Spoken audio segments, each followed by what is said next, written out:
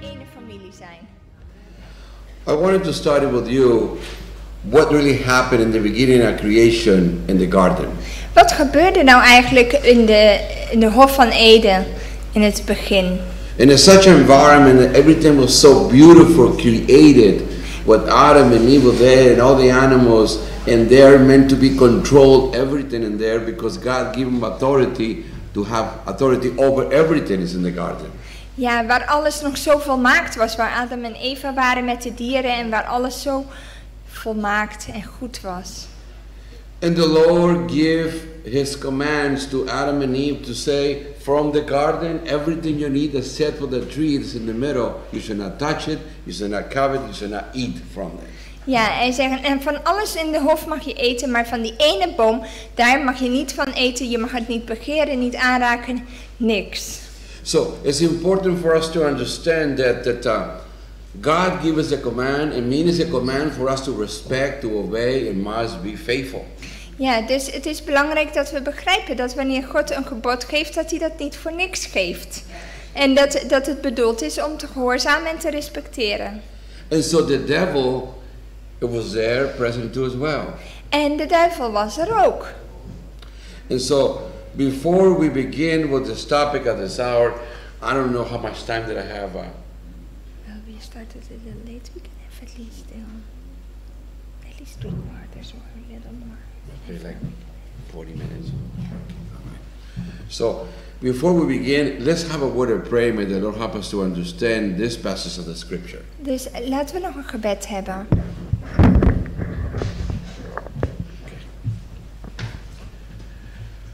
Most precious, lovely Heavenly Father, Liefderijke Hemelse Vader, we come unto you boldly and respectfully, Father, we komen tot u met vrijmoedigheid en ook respect.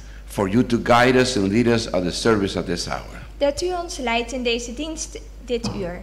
May everything that we say and present, let it all be in thy presence and in thy truth, Father. Mag alles wat we presenteren in uw waarheid en in uw tegenwoordigheid geschieden, Vader. Well, we ask this in Jesus' name. Want we vragen het in Jezus' naam.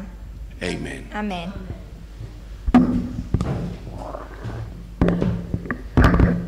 Turn with me in the Bible in the book of Genesis chapter 3. Genesis 3.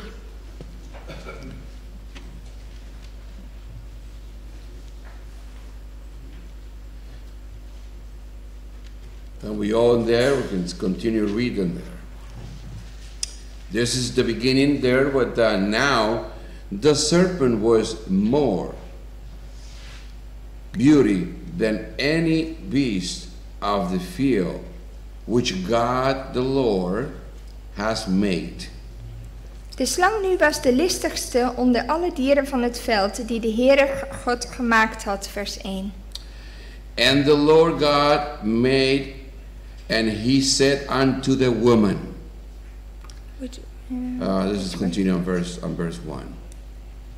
And it says right here, and the Lord God has made, and he said unto the woman, his God, and he said, you shall not eat of every tree of the garden. En hij zei tegen de vrouw, is het echt zo dat God gezegd heeft, u mag niet eten van alle bomen in de hof? You notice here something. Let hier goed op. The devil started by saying, this is God said. Hij zei, is het echt zo? See, to cut the woman's attention. Want daarmee trok hij haar aandacht. And for the woman to start interact with the serpent. Dat die vrouw een gesprek zou aangaan met de slang. See, he comes with the woman say, doesn't God says? Heeft God niet gezegd, is het echt zo?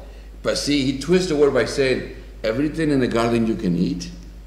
Maar hij verdraait het een beetje, want zegt, u mag niet eten van alle bomen in de hof. And then verse 2.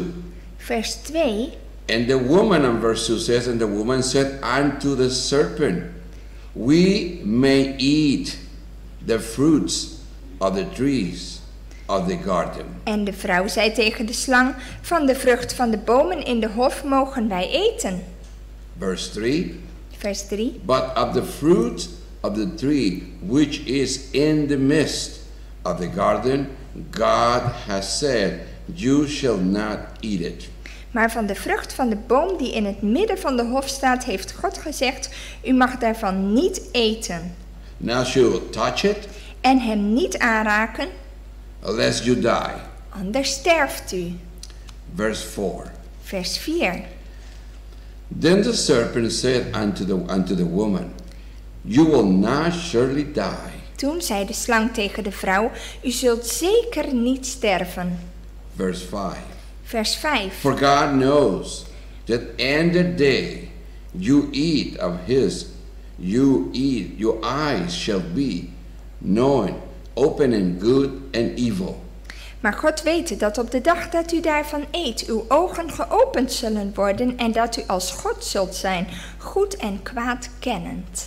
Verse 6. Vers 6. So then the woman saw that the tree was good for food, En de vrouw zag dat die boom goed was om ervan te eten.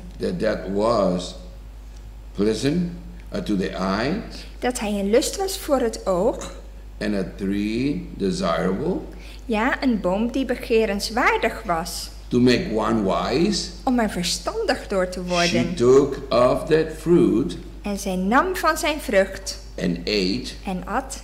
and she also gave to her husband, En ze gaf ook wat aan haar man, and both of them, again, they eat the fruit together. die bij haar was, en hij at ervan. And the rest of the scripture here says that, and then they saw that each other they were naked. En het volgende wat je ziet is, ze zagen beiden dat ze naakt waren. Now, let me say this. Laat me dit zeggen. Sometimes when we read the scriptures and the Bible tells us certain things not to do, Soms als we de schrift lezen en er staan dingen die we niet zouden moeten doen, it's because influence of individuals or friends or nearby companies, ja, dan hebben we invloeden van vrienden, collega's, wat dan ook.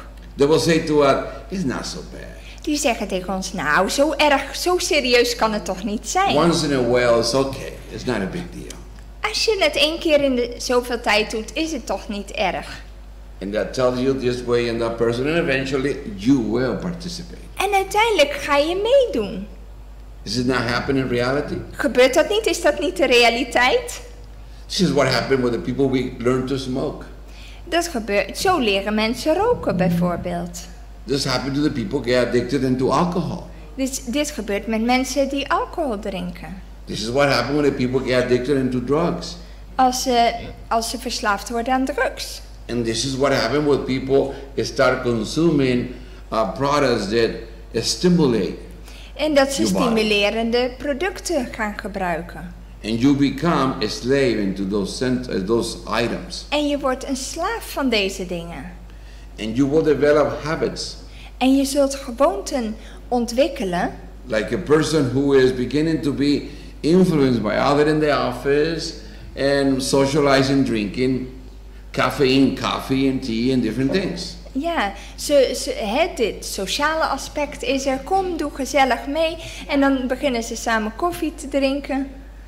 And your body begin to adapt themselves to receiving those type of influence, feelings, and those type of ingredients that stimulate your body. En je lichaam wordt gewend aan deze stimulerende middelen.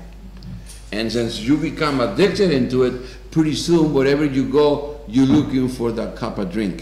En als je dan verslaafd wordt, dan begin je ook dat product overal te gaan zoeken. Isn't it true? Is dat niet zo? So nobody forces you. Niemand dwingt je op dat You did it moment. at your own free will. Je hebt je eigen vrije wil. And so this is how the devil works in individual's mind. Zo werkt de duivel in het verstand van mensen. The devil cannot control your mind and my mind. Want hij kan niet mijn geest, mijn verstand beheersen en ook niet het uwe. He can only tempt you. Hij kan alleen verzoeken. The one who do the initiative or the one who take the action to do so is self. Degene die het initiatief neemt en het werkelijk tot uitvoer brengt, dat ben je zelf. When two individuals, everybody had a tendency and they said, oh, I'm sorry, the devil make me do it. Ja, en dan, de neiging die we hebben is, oh ja, sorry, de duivel heeft me aangezet om dit te doen.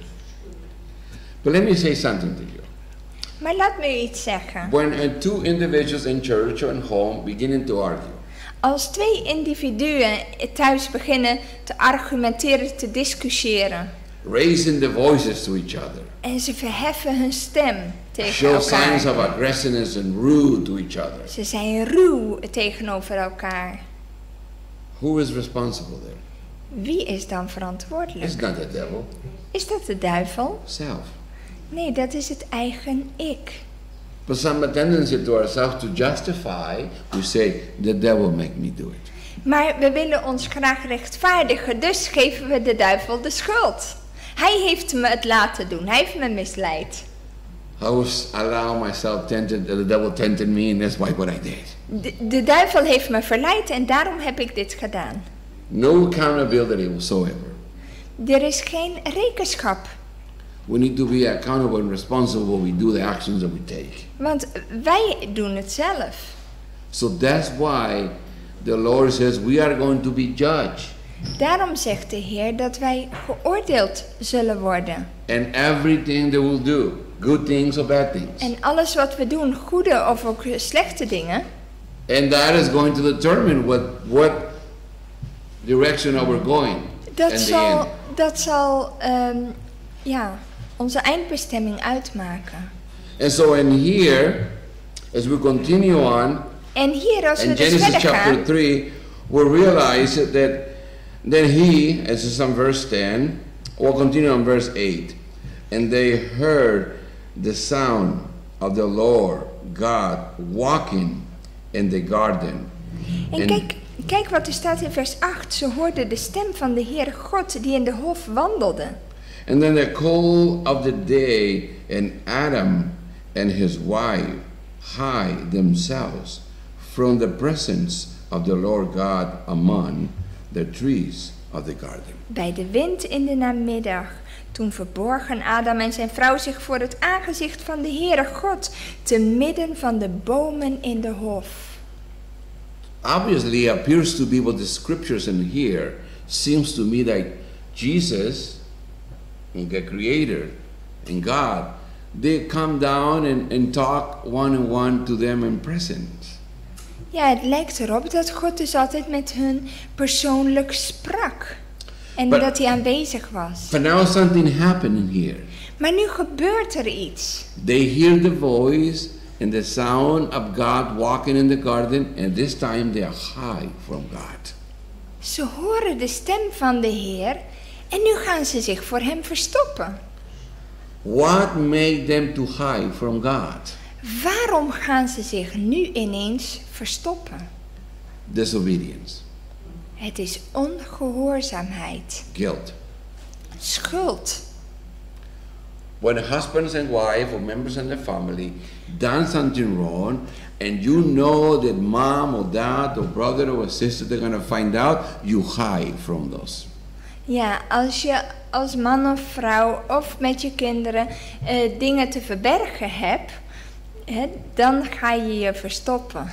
And sometimes woman or man can detect that you acting wrong. It's kind of weird. You're not acting normal like you used to. En vaak kunnen ouders of ook mannen, vrouwen kunnen dat detecteren. Dat ze zeggen, iets klopt hier niet. Iets in het gedrag is anders. So you see, this is what happened. The reaction of individuals when they are caught themselves doing something wrong, instead of being confessed, instead of being acknowledged, we have a tendency to try to hide it, to put it under the rug. Nobody can see it.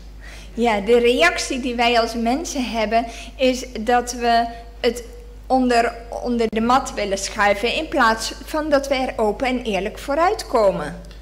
And that's why the Lord says, nothing can be hidden or hiding from God. En daarom zegt God, voor mij kun je je niet verstoppen. And so here is the woman now, Hier is die vrouw, allowed to be seduced by the serpent to go against the command of God, what God told her you do not go in to touch the tree from the garden. Ze wordt misleid door de duivel en ze gaat toch de vrucht aanraken, terwijl God heeft gezegd dat ze dat niet moest doen. It was a direct command to God to say everything in this garden is yours on the principles of obedience. God die zei, luister, al deze bomen van de hof mag je vrij van eten, maar op het principe van gehoorzaamheid. And so the devil knows that for Adam and Eve to lose that privilege, En de duivel wist dat zij hun privilege zouden verliezen. they must something that Adam and Eve must do that disobey God's commandments. Wist de duivels dat ze daarvoor het gebod van God moesten overtreden. Isn't it the same principle today in society? The devil is determined to society around the world to disobey the commandments of God. Is dat niet hetzelfde wat er nu nog steeds gebeurt? Dat de duivel mensen probeert te verleiden om tegen de geboden van God in te gaan? And that's the main principle. And, you know, the commandment is like a chain. You break in one and you break them all. En de geboden zijn net als een ketting. Als je er één nalaat, dan heb je ze allemaal overtreden. Perhaps some people, they have no problems, I will say, lying, but they have problems alter the notes of things. You follow what I'm saying? Dus misschien de ene persoon die heeft geen probleem met liegen bijvoorbeeld, maar heeft een probleem op een ander vlak. And other people, they have no problem in being straightforward, but also they have problem taking something that doesn't belong to them. Anderen zijn misschien wel heel eerlijk, maar ze begeren wel wat van een ander is. And that is breaking the commandments. Dat is ook het breken van de geboden. And sometimes people, they have no problem with taking something that doesn't belong to them, but they have a problem being faithful. Soms begeren ze niet, maar ze hebben wel een probleem om trouw te zijn. And that is breaking the commandments. Dat is ook het breken van de geboden.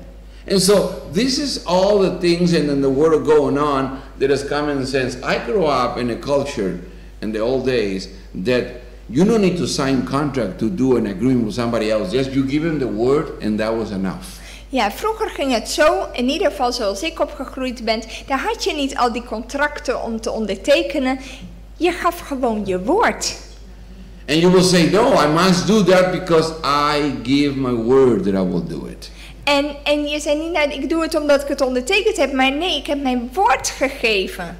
Today, Vandaag de you dag sign a contract, teken je een contract. you read all the small prints, what is concerned this contract, and you said, you agree, sign it. Je leest alle kleine lettertjes en als je het ermee eens bent, dan teken je. And they sign the contract. En ze tekenen het contract. And what happened? En wat gebeurt er? They fail to fulfill the contract. Ze vervullen het contract niet. And so institutions take actions against individuals. They can be confiscating things, taking something away, or even incarcerate the people. Ja, en zo heb je dan instituten die gaan maatregelen nemen en confisceren misschien goederen van mensen, omdat ze het niet gehouden hebben. Or sometimes they have the boldness to say to individuals, well, then sue me then. Take me to court to force me to pay. En sommigen die hebben dan ook nog het lef om te zeggen van nou, breng me maar voor de rechter en om mij te forceren om te betalen. Another thing that my sons come and said in the old days and now today is not really a big deal, and that is when you call somebody else a liar, it's a very high offense in the old days. Vroeger was het zo dat als je iemand voor leugenaar uitmaakte, dat een hele grote overtreding was. I remember in the old days, if you call somebody a liar, mean it's a war. Pull your gun and we shoot each other. Vroeger was het zo, als jij zomaar iemand voor leugenaar uitmaakte, dan pakte die zijn pistool. Today, you call him a liar, okay, not a big deal. Maar vandaag de dag, als je iemand zomaar voor leugenaar uitmaakt, is niks belangrijks. You see, those basic principles, the mind become corrupted and contaminated and beginning to assimilate what's going on in the world. En zo zie je dat ze eigenlijk mee gaan doen met de stroom, hoe iedereen denkt en in plaats van hoe het altijd was. And so here we see right now that the first person who took from the fruit was Eve. En de eerste persoon die van deze vrucht at was Eva. And then after she bite into the fruit, she's still alive. She not die. Op het moment dat zij in die vrucht hapte, stierf ze niet. So she got the fruit and he gave some to his husband. En nou nam ze deze vrucht en gaf ook aan haar man. Now, it's not really enough evidence that she disobeyed the Lord. Dus je zou toch zeggen, er is niet genoeg bewijs daarvoor dat ze echt de Heer ongehoorzaam is geweest. And she allowed herself to be seduced by the devil to disobey the commandments of God. Maar ze liet zich misleiden om het gebod van God duidelijk te overtreden.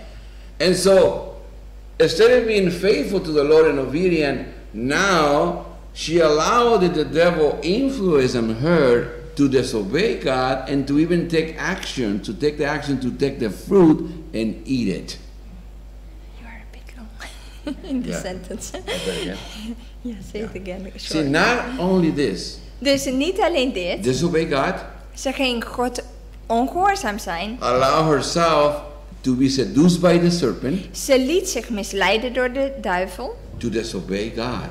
Om God te onteren en ongehoorzaam te zijn. God gave him a command to Adam and Eve. Want God had dit gebod aan Adam en Eva gegeven. And so she already did the act to disobey the Lord. Zij had al deze actie ondernomen om God ongehoorzaam te zijn. By grabbing the fruit. Door die vrucht te pakken. Number 1. Eerstens. Number 2, bite into it. Dan erin te bijten. And then take that fruit to the husband to do the same. En toen nam ze de vrucht ook nog mee naar haar man om hetzelfde te doen. Do you see how the disobedience carry on? Ziet u hoe de ongehoorzaamheid verder gaat? To even affect members of the family? Dat ze ook andere familieleden betreffen nu? Do you see how sin came into both Adam and Eve, husband and wife? Zie je hoe dat doorgaat, ook tussen man en vrouw? When the husband and wife were together as a family. Toen de man en vrouw samen waren als gezin. If one of them do something wrong. Als een van hun iets verkeerds doet. It's going to affect the family. Dan gaat dat een effect hebben op de rest van het gezin. When we allow ourselves to be influenced by our children and being convinced to do the opposite, that we establish principles in the home, a problem. Ja, dus als wij totaal iets anders doen als de principes die we eigenlijk gekregen hebben tegenover onze kinderen. And so by you allow that to happen, you're going to bring trouble into the family. En als je dat laat gaan, dan breng je moeilijkheden in het gezin. The devil did not see peace within themselves when he see a family is united together. Want de duivel heeft geen vrede als hij ziet dat een gezin verenigd is. The devil was trying to start trouble with members of a family. Want de duivel probeert altijd chaos te creëren. And he is watching the conduct and the behavior of each member of the family. En hij kijkt heel nauwkeurig naar het gedrag van ieder familielid. And he knows the habit of each one of the members of the family. En hij kent ook de gewoonte van ieder. The behavior. Hun gedrag. And he knows how to begin to tempt the individual. En hij weet hoe hij individuen moet misleiden. So now we have Eve bringing the fruit to the husband. Dus nu hebben Eva en die brengt de vrucht naar haar man. Now Adam knows that the Lord said unto them, you shall not touch it, you shall not eat it. Adam wist van het gebod, je mag het niet aanraken en er niet van eten. You will die.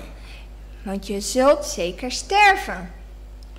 See, the writings of Sister White mentioned to us, then when Eve came forward to Adam. Toen Eva bij Adam kwam, wordt duidelijk beschreven. Adam saw already that Eve lost the light will protect her.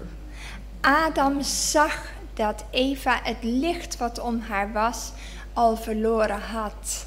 The beautiful light of righteousness covered this nakedness of this body. Want die pracht van Gods gerechtigheid omgaf hun lichaam. The white royal purity robe of light of heaven covered the whole body to her. Want het licht van Christus gerechtigheid omgaf hun lichaam. Because there was no mirror in that garden. There was No mirror, you know, to see yourself. Ja, er was geen spiegel in die zin om jezelf te She zien. doesn't know that she lost that already. Ze was zich helemaal niet bewust dat ze dat al kwijt was. The devil knows that. De duivel weet dat wel. And when she came forward to Adam, En toen zij bij Adam kwam, he saw that right away that she lost it. zag hij dat direct dat ze het kwijt was. And Adam, it was afraid to lose the wife. He took also the fruit. En Adam was bang om haar te verliezen. And so Adam became as well naked. En daardoor werd ook Adam naakt. And that's why we see in this passages of scripture where it says, and then they saw themselves that both were naked. En daarom lezen we dat ze beiden merkten dat ze naakt waren. And so now, as they see God is walking in the garden, they hear the steps, what did they do? Hiding from God. Now. En nu ze in deze toestand waren en ze hoorden de Heere God in de hof, gingen ze zich verbergen. Let me explain to you a little bit of an illustration, I'm going to say it. Laat me een illustratie geven. I took my children many times through all growing up and to camping. Ik heb mijn kinderen vaak meegenomen om te kamperen. All over the United States. Over de hele, in heel Amerika. And so we always stay in a place with our tents. En dan hadden we die plek met die tenten. Places in the nighttime it becomes so pitch dark, there's no light. In de nacht is het natuurlijk heel donker, The geen only thing we licht. can do is by lighting a fire. Dan kun je alleen vuur maken en dan had je licht. We all gather together in the fire. En dan gingen we om het vuur zitten. We begin to socializing, talking to our children. Of socialiseren, praten met onze kinderen. Stories from the Bible. En we vertelden hun Bijbelverhalen. Experience that we ourselves grow up, living, going through. Ervaringen die we hadden gemaakt. And so, En dus, all of us, we are near the fire. we zijn allemaal om het vuur. We will see each other. We zien elkaar. Far away from the light of the fire, we don't see each other. Ver weg van het vuur zien we elkaar niet. And I explained to our children, En ik legde mijn kinderen this is uit. how it is in scriptures. Dit is precies zoals het is in de schrift. It's how it is God. En zo werkt het met de Heer. We come closer to the scriptures, Als we dichter bij het woord we komen, can see ourselves the way we are. dan kunnen we onszelf zien zoals we zijn. Far away from the light, Maar als we ver we weg don't zijn van het see the licht, way we are. dan zien we niet echt hoe we zijn. So if we wanted to see our spots and wrinkles and our defects, we need to come closer and closer to the light. Dus als wij onze fouten en gebreken willen inzien, dan moeten we dichter bij het licht komen. The closer we are to the light, the better we can see ourselves the way we are. Hoe dichter we bij dat licht komen, hoe beter kunnen we zien hoe we zijn. And there are many of us afraid to do that En er zijn velen van ons bang om dat te doen. because we're not willing to surrender all to God. En dat komt omdat we niet echt gewillig zijn om de Heer alles te geven. We're not willing to be transformed and changed. We zijn niet gewillig om echt veranderd te worden. It's because of that we are afraid to come closer and closer to the light. En daarom zijn we bang om dichter en dichter bij dat licht te komen. And that is the struggle in Christianity to all over the world. En dat is de struggle die je hebt in het christendom. And so, what happened to Adam and Eve? What they lost? The robe of righteousness. Wat verloren ze? Ze verloren het kleed der gerechtigheid. That beautiful robe that the Lord gave to them. Dit prachtige kleed dat God hun gegeven had. And he said, in the moment you touch it, you eat it, you will die. That beauty, that holiness, the robe is going away. Hij zei, op het moment dat je dat aanraakt, dat je daarvan eet, zul je sterven. En op dat moment raakten ze het kleed kwijt. And the devil said, no. In the moment you eat that fruit, you become like a God. You will see good and evil. De duivel had gezegd, nee, dat zal niet, je zult niet sterven, maar je ogen zullen geopend worden, je zult als God zijn, je zult goed en kwaad kennen. You become wise. Je zult verstandig worden.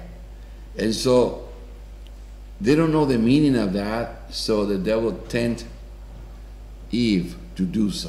Ze kenden de betekenis daarvan niet werkelijk en zo misleidde de duivel haar. And so, they lost it. Both of them. En zo verloren ze het. Now, let's go into the book of Revelation. In Openbaring, Thinking about what we are talking. als we daarover nadenken. And let's read the verse on beginning of Revelation chapter 3, verses 14. Openbaring 3, vers 14. It says here, and to the angel Er staat, en schrijf aan de engel van de gemeente in Laodicea. of the church of Laodicea write these things, saying, and to the Amen, the faithful and true witness, the beginning of the creation of God. Dit zegt de Amen, de getrouwe en waarachtige getuige, het begin van Gods schepping. I know your works, Ik ken uw werken that you are neither cold or hot. en weet dat u niet koud en niet heet bent. I could wish that you were cold or hot. Was u maar koud of heet.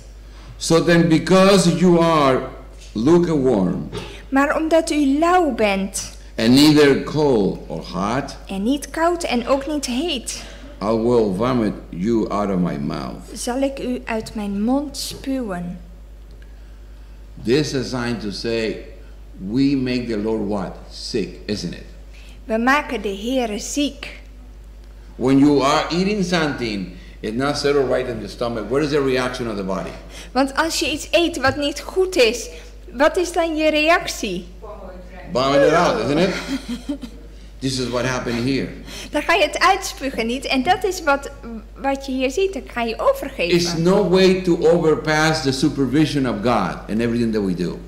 Alles wat wij doen, God ziet dat. He knows everything. Hij weet alles. The motives, Hij kent de motieven van je the hart. intentions, De intenties. the thoughts, De gedachten. the attitude. De houding. That we not trying to show it to people, trying to do it, but the Lord knows inside what's going on into your mind and into our hearts. Ja, dat wat je misschien naar buiten aan anderen projecteert, maar wat in je hart totaal anders is. To prove that, before we continue on, let's go into the book of Matthew. Laten we dat punt bewijzen uit Matthäus. Chapter 12. Matthäus 12. Okay. And let's begin reading on verse 36. Vers 36. It says here, 36, but I said unto you that for every idle word man may speak, they will be given account of it in the day of judgment. Maar ik zeg u dat de mensen van elk nutteloos woord dat zij zullen spreken, rekenschap moeten geven op de dag van het oordeel. 37. Vers 37. For by your words you will be justified, and by your words you will be condemned. Want op grond van uw woorden zult u rechtvaardig verklaard worden en op grond van uw woorden zult u veroordeeld worden. Sometimes you think, Soms denkt u, you not express it. hé, ik heb het toch niet uitgesproken. Because if you think, then you are being already. Maar The Lord knows what you're doing. als je denkt, dan is dat al te ver. Sometimes we ask to do something. Soms als we iets moeten doen, It can be a relative, je kunt een familielid hebben, mom, dad, a brother or a sister. een vader, een moeder, een broeder, een And inside zuster. it says, oh, why does it bother me? But I gotta do it, otherwise I'm gonna say something negative to me. En binnenin zeg je, ja, nou dan vallen ze me alweer lastig. And you're doing it with the attitude, isn't it? Maar je hebt een bepaalde houding, een geïrriteerde houding. The Lord knows what's going on in your heart and to your mind. De Heer weet op dat moment wat er in je gedachten en wat er in je hart zit. You might fool your mom and dad, your brothers and sisters, but never the Lord. Je kunt ouders, je kunt broeders en zusters kun je voor de gek houden, maar bij God kan dat niet. Continue in Revelation. We gaan verder Revelation chapter 3. in Openbaring 3 gaan we verder. We are going into now in verse 18. Vers 18. I counsel you to buy from me gold, refined and fire. Ik raad u aan dat u van mij goud koopt, gelouterd door het vuur. It says refined with fire, that you may be rich, Opdat u rijk wordt and white garments. en witte klederen. The Lord wants to give us the garment back that we lost, isn't it? De Heer wil ons dat kleed teruggeven die we verloren hadden. But we must get everything that proceeds out of the mouth of the word of God. Maar we moeten alles aannemen wat uit de mond Gods uitgaat. And the Lord is telling you right here En de Heer vertelt ons hier that you may be clothed, that the shame of your nakedness may not be revealed. opdat u bekleed bent en de schande van uw naaktheid niet openbaar wordt. The Lord wants us to make us capable De Heer wil ons in staat stellen to see right and wrong, om goed en kwaad te onderscheiden. to make wise decisions, Om wijze besluiten te nemen not foolish decisions. en geen dwaze besluiten. But the Lord says, you might buy everything from me. Je mag alles van mij kopen. In other words, comply with the word of God. Met andere woorden, kom in harmonie met het woord van God. Obey the word of God. Gehoorzaam het woord van God. Respectably take his advice. Neem zijn advies met respect aan. And do what God said for you to do. En doe wat hij je vraagt. And you will get that robe. En dan zul je dat kleed ontvangen. And nobody can shame you anymore. En niemand kan je meer te schande maken. Continue on, because of the time. Ja. Yes. Let me go down into verse 20. Vers 20. Says, behold, I Zie. stand at the door and knock. Ik sta aan de deur en ik klop.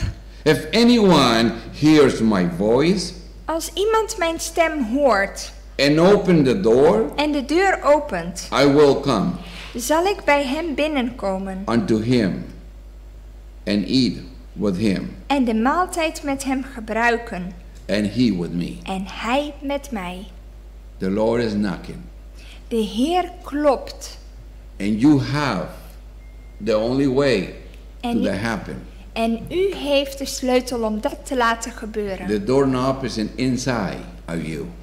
Je hebt zelf de deurknop, hendel. He only announces himself that it's outside. Hij kondigt zich alleen aan dat hij aan In de your buitenkant life. is. And your life and my life. In uw leven en in het mijne. And it's waiting for you out of your own free will. En hij wacht Open op u. yourself to the Lord. dat u uit eigen vrije wil de deur voor hem opent. That he can come in, Dat hij binnen kan take komen, possession of ourselves, dat hij bezit van ons mag nemen, so he can work in the way in, out. zodat hij van binnenuit naar buiten kan werken. That everything proceed out of that inside, come out of our mouths, out of our eyes, is come from God's directions. Ja, dat alles wat naar buiten komt, onze blikken, wat we doen, dat dat van binnenuit gestuurd wordt. Now, there are gospels going around, a different types of interpretations all over the world. Er zijn verschillende evangeliën en uitleggingen in de wereld. Saying Die zeggen that we're not going to overcome sinning. dat we de zonde nooit zullen overwinnen. So might as well live the life we want, acknowledge that God exists, and we need to give him account to God. Ja, dus we leven ons leventje zoals we dat zelf willen. We moeten rekenschap geven aan God. Kind like, it's a war, it's a battle you're not going to win. Ofwel, met andere woorden, dit is een oorlog die je toch niet kunt winnen. So the Catholics played up very well that game. Ja, dan spelen we een spelletje.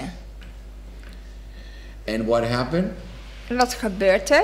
When the person feel guilt, what is done wrong, als iemand schuld voelt van dingen die verkeerd zijn gegaan, they go into the confessor box and pray to the priest and ask for forgiveness. Dan gaan ze naar de biecht en dan biechten ze op wat ze hebben gedaan en vragen om vergeving. They tell them what's supposed to do, either so many prayers or Marys, so many rosaries or whatever the case might be, and then you are ready to go.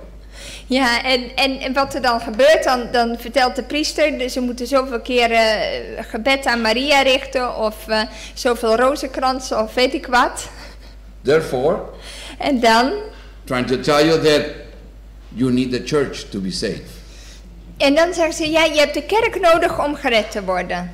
Without the church, you lost. If? Without the church. Ja, zonder de kerk bent u verloren, zeggen ze dan. And so they become adopted the concept of I need the priest, I need that to be saved. En zo nemen ze het concept aan, ja, ik heb de priester nodig om gered te worden. And so keep that in mind when I'm going to be sharing with you. This is the foundation of this passage. Dus houd dit in gedachten, want hier komen we bij het fundament van dit stukje. You see, what God came into this world, He came for sinners like you and me. Want toen Jezus Christus kwam, kwam Hij voor zondaren, zoals u en ik. But in the second coming of our Lord, He's not coming for sinners. Maar bij de wederkomst komt Hij niet voor zondaren. He will not going to take sinners into His new kingdom. Want Hij neemt geen zondaren mee naar zijn nieuwe koninkrijk. So that concept of you're not going to overcome is a lie. Dus dit concept dat je niet kan overwinnen is een leugen. We must, by God's grace, to overcome our wrinkles and defects and spots, and we want it to be part of His kingdom. Ja, we moeten onze gebreken en die vlekken die er allemaal nog zijn, moeten we overwinnen in Hem. We must learn and respect and to be kind and to be love one another as Jesus demonstrated to love one another. We moeten leren anderen te respecteren en lief te hebben zoals Christus ons heeft lief gehad. There will be only one family in the kingdom of heaven. Er is maar één familie in de hemel. And those demonstrations of love and kindness and respect must take place here in this earth to one another. En dat moeten we hier al oefenen onder elkaar, om die liefde naar elkaar te hebben. This is the ground that everything must be put in practice. Dit is ons oefenstuk waar we dit in de praktijk moeten gaan brengen. It's not going to be a such thing that a twinkle of an eye is a miracle, you're going to be transformed and changed. No, we must allow that God will work in you and me to finish the work He needs to finish in you and me. Ja, dit is niet zomaar iets van hup, in één oogwenk zijn we in één klap veranderd en totaal iemand anders. Nee, hier moeten we al deze principes uitleven. For that concept of believe that you're not going to overcome, you're going to remain sinners, forget it, it's a battle, you're not going to win, it's a lie. Ja, dus dit hele concept, je kunt niet overwinnen, we blijven zoals we zijn, dat is een complete leugen. Zo And gaat I'm het going to give niet. the scriptures to go with it. En ik zal u de bewijzen daarvoor geven. Revelation chapter 3 verse 21 Openbaring 3 vers 21. says, to him who overcomes, I will grant unto sit with me on my Father's throne. Wie overwint, zal ik geven met mij te zitten op mijn troon, zoals ook ik overwonnen heb. As I also overcame and sat down with my father's and his throne. En mij met mijn vader op zijn troon gezet heb. You hear what he says in here? Heeft u hier gehoord wat hij The zei? Lord Jesus said, I will give you the privilege, De Heer Jezus zei, ik geef u het voorrecht, I will give you the honor ik geef u alle eer, to sit down in my throne om in mijn troon te zitten, as I overcome the world. want ik heb de wereld overwonnen. I have the privilege to sit down in my Father's throne. Ik heb het voorrecht om in mijn vaders troon te zitten. For you to sit next to me, you must overcome the world. En als u naast mij wil zitten, dan moet u ook de wereld overwinnen. As I overcome the world and I have the privilege to sit in my Father's throne, Zoals ik heb overwonnen en het voorrecht heb om met mijn vader in zijn troon I te will give you zitten. that privilege to you too as well. Ik zal u ook dat voorrecht geven. Show me that you want the desire to overcome the world and you will sit down in my throne. Als u deze wens heeft en dat volgt, dan zult u met mij op mijn troon zitten. Verse 22. Vers 22. He who has an ear, let him hear what the Spirit says to the churches. Wie oren heeft, laat hij horen wat de geest tegen de gemeenten zegt. My question is this morning. Mijn vraag deze morgen is: Do you desire more than anything else to, at the end of your journey, to sit down right in the throne of our Lord and Savior Jesus Christ? wilt u graag als eindeffect in de troon met Jezus zitten? We must learn to fight like never before. Dan moeten we leren vechten zoals nooit tevoren. And allow no one to take that privilege from you. En niemand toestaan om dit voorrecht u te ontnemen. And you said, in God's name, En dan zeg je in Gods naam, I will fight this fight. ik zal dit gevecht aangaan. And Jesus besides me, I will conquer the enemy and I will overcome this world. En dan mogen we in de naam van Jezus, mogen we de vijand en de wereld overwinnen. You willing to do that? Bent u gewillig om dat te doen? Let us kneel down and word of prayer together. Laten we samen bidden.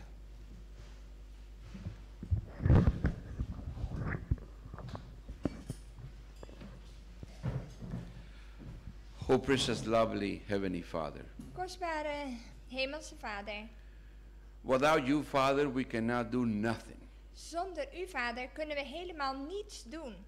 And with you, Father, we can conquer the enemy, and every obstacle in front of us, we can overcome it. En met u, Vader, kunnen we iedere hindernis overwinnen.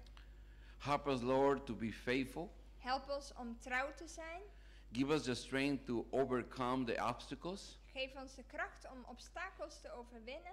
Give us what we need, Father, to fight this good fight. Geef ons wat we nodig hebben om deze goede strijd te strijden. That in the end of our journeys, Dat we aan het eind van onze reis you will find us worthy.